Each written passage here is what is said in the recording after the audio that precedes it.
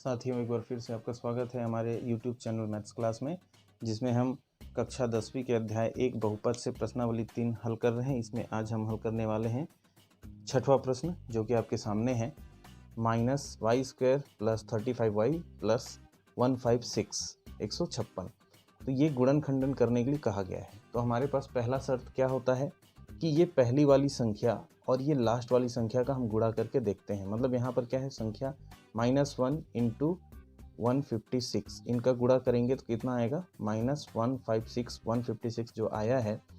तो अब इसको क्या करना है, हमको ये 35y को इस प्रकार से तोड़ना है कि उनको जोड़ने या घटाने से 35 आए, जोड़ने या घटाने से कितना आना चाहिए, 35, और गुणा करने से कितना आना चाहिए, -156। ये दो शर्त है। ये रफ कार्य है, इसको आप नोट नहीं करेंगे, ये हम समझने के लिए नोट किए हैं।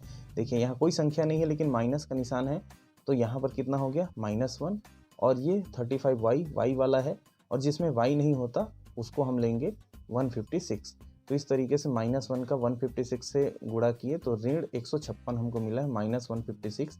अब क्या है शर्त कि ये 35 जो है जोड़ने या घटाने पर कितना आना चाहिए, 35 आना चाहिए, और गुणा करने पर कितना आना चाहिए, ये जो हमको मिला है -156 या ऋण 156 आना चाहिए। ये कैसे आएगा, तो इसके लिए भी हम एक रफ कार्य करेंगे कि 156 कितने तरीकों से प्राप्त किया जा सकता है, ऋण 156 कितने तरीकों से प्राप्त किया जा सकता है। तो ये हम देखते हैं, ऋण 156 का गुणा 1 से करेंगे तो भी हमको ऋण 156 मिलेगा, ठीक है।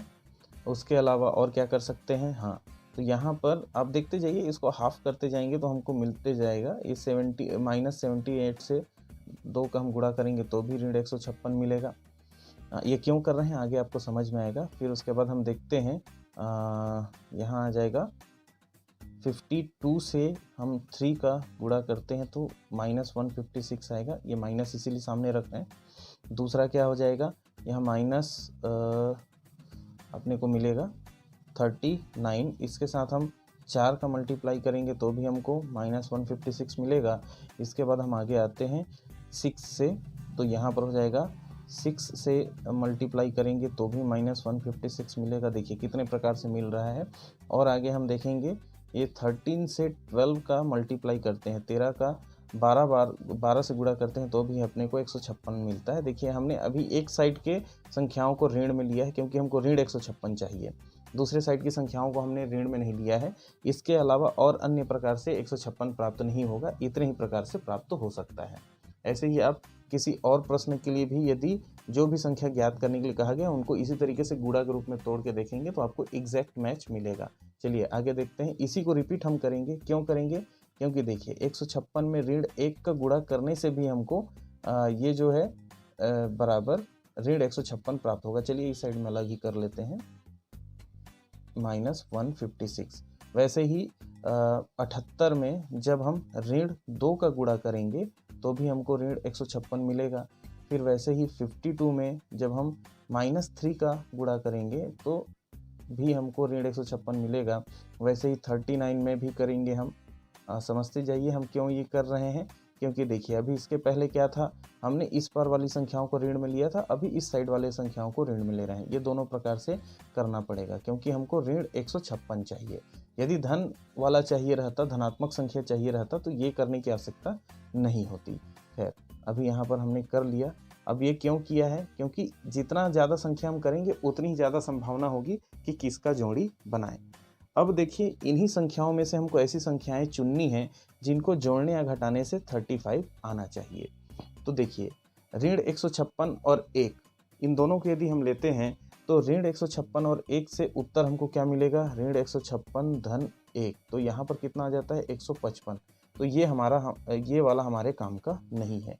वैसे ही 78 और 2 को लेके देखते हैं तो ऋण 78 में धन 2, ऋण 78 धन 2, तो कितना आ जाएगा, यहाँ पर आ जाता है ऋण 76, ठीक है, सॉरी हाँ ऋण 76, और यहाँ पर आ जाता है ऋण 155।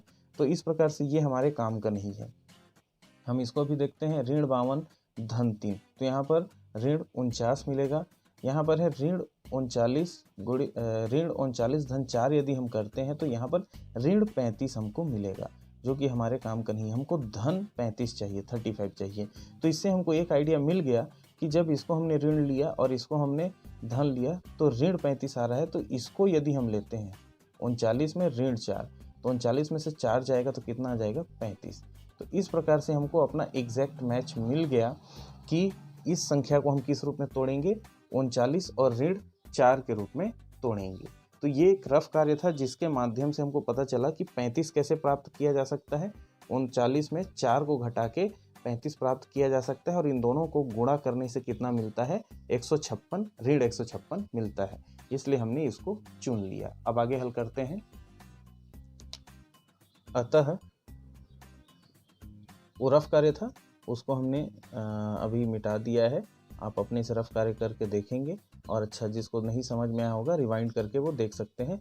अभी फिर से मैंने प्रश्न लिख लिया। अतः ऋण y का घात 2 धन 35y धन 156, या फिर ऋण y square minus y square plus 35y plus 156। अब मैंने क्या बोला था इसको हल करने के लिए, 35 को हमको क्या रखना था, 39y माइनस 4y, क्योंकि 4 और 39 ये माइनस और प्लस घटेगा तो 35 ही बनेगा और इन दोनों को गुणा करेंगे तो माइनस 156 ही मिलता है। अब इसके बाद आगे हल करेंगे। देखिए इन दोनों का हमने जोड़ी बनाया, यहाँ भी y है यहाँ भी y है, कॉमन ले लीजिए। ठीक है, साथ में माइनस भी कॉमन ले लेते हैं। तो ये वाली संख्या जो है माइनस यहाँ से बाहर चला गया तो ये प्लस हो जाएगा। यहाँ 2 y थे, 1 y बाहर गया इसलिए 1 y यहाँ पर बचेगा। अब यहाँ देखिए माइनस हमने बाहर किया है तो ये प्लस का माइनस बाहर गया इसलिए यहाँ क्या बचेगा, माइनस और 39, क्योंकि y बाहर जा चुका है। वैसे यहाँ भी हम क्या करते हैं, -4 को कॉमन ले लेते हैं तो यहाँ क्या बचेगा, y माइनस बाहर जा चुका है इसलिए प्लस का क्या हो जाएगा, माइनस, और 4 को हमने बाहर लिया तो यहाँ पर क्या हो जाएगा 39। क्यों 39? क्योंकि 4 को गुणा के रूप में हमने बाहर लिया है। ठीक है, गुणा के रूप में बाहर लिया है क्योंकि जब गुणा करेंगे तो 156 ही आएगा। यदि आपको समझ में नहीं आएगा तो फिर इसमें आप 4 को भाग करके देख लीजिएगा कितना आता है। तो इस प्रकार से -4y माइनस 39 ये हो गया। अब यहाँ पर हमको एक दूसरा चीज़ मैच करना होता है कि यहाँ जो ब्रैकेट में संख्या है और यहाँ जो ब्रैकेट में संख्या है एकदम सेम होना चाहिए। मतलब यहाँ यदि y है तो यहाँ भी होगा, यहाँ 39 है तो यहाँ 39 है, साथ में यहाँ यदि माइनस है तो यहाँ भी माइनस होना चाहिए।